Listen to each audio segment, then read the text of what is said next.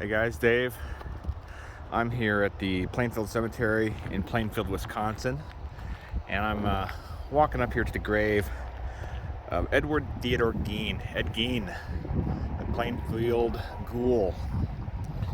Ed, he was born in 1906 in La Crosse, Wisconsin, and he died July 26, 1984 in Madison.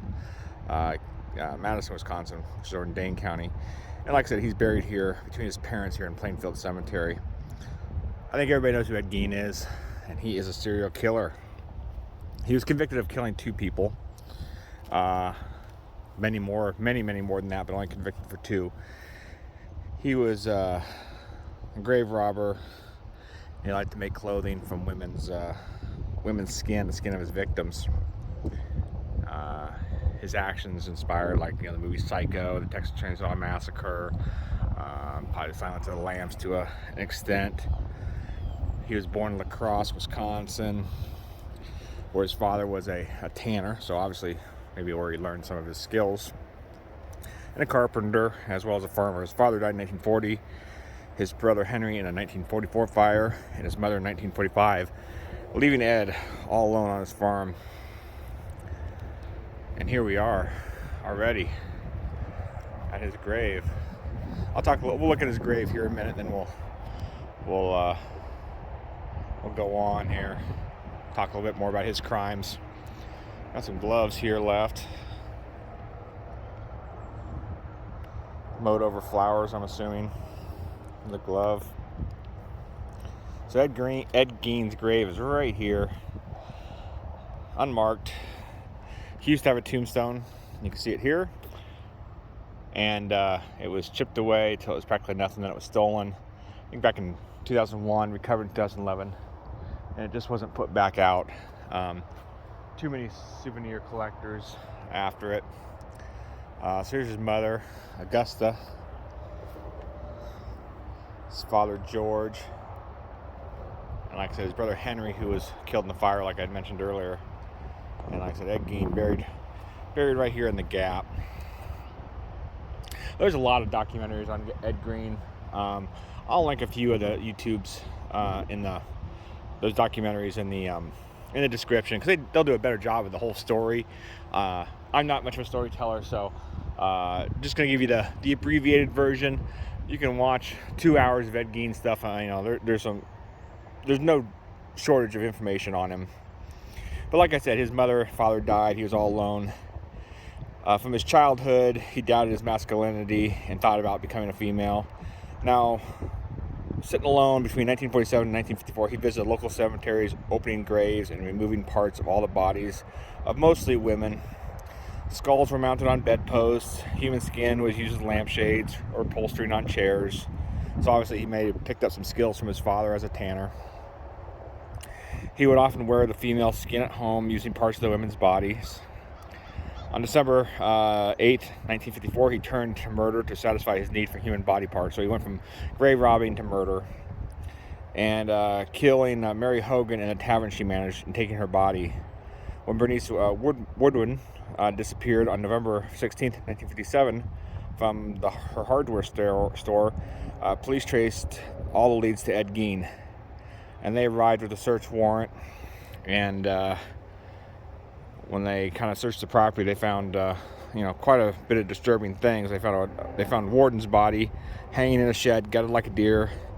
And inside Gein's house, there were 10 human skulls, skins from numerous bodies made into costumes and other body parts used to decorate the house. Gein, he pleaded guilty to 2 counts of murder and to stealing bodies from 3 graves. The judge declared him insane and sent him off to the Central State Hospital here in Wisconsin. He eventually contracted cancer while in custody, and he was transferred to a mental health hospital, obviously for the criminal insane. And that's in Madison, Wisconsin. And like I said, he died in 1984. The police were unable to match body parts for 2 of the women found in the house. So some unknowns there, but they could have been, bodies, dug up, and he was just able to cover his tracks better. Who knows? I know some of his victims are actually buried here in the cemetery. One's not too far away. I'm not going to show that grave. It's just a few, actually just a row and maybe 20 headstones over. Not going to show that one. Let her rest in peace. Ed Gein, I'm sorry. He was an absolute monster. Absolute monster. You know, nothing he did deserves, you know, probably a burial, and other than being the son of somebody that probably loved him, and you know,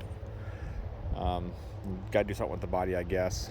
Unfortunately, it's buried here in the cemetery where he might have poached some of his victims, and obviously I know some of his victims are definitely buried here. So there you go, guys.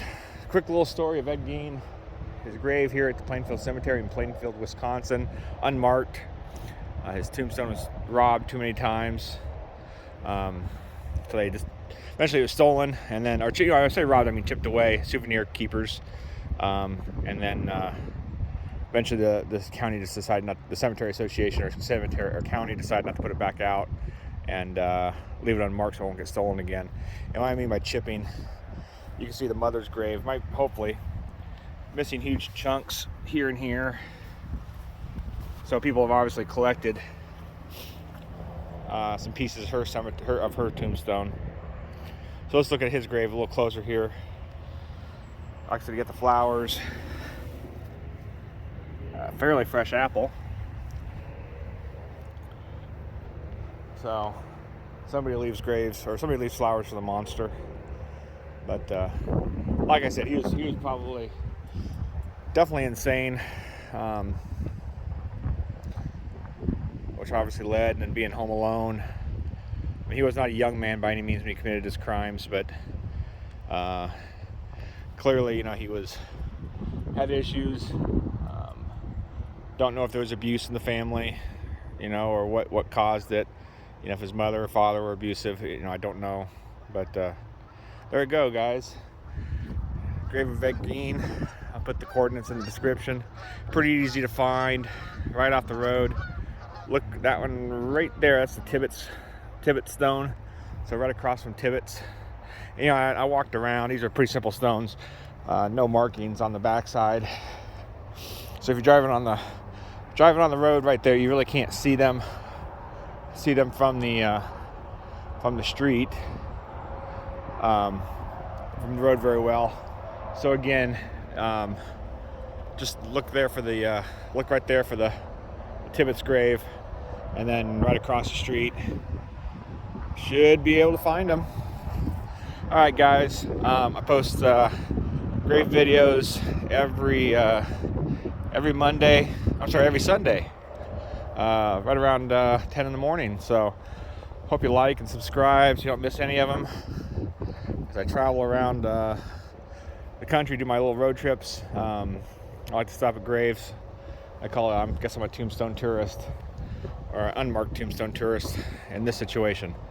But anyways, I post every Sunday. Hope you like and subscribe so you don't miss any of my updates. So here we go, guys.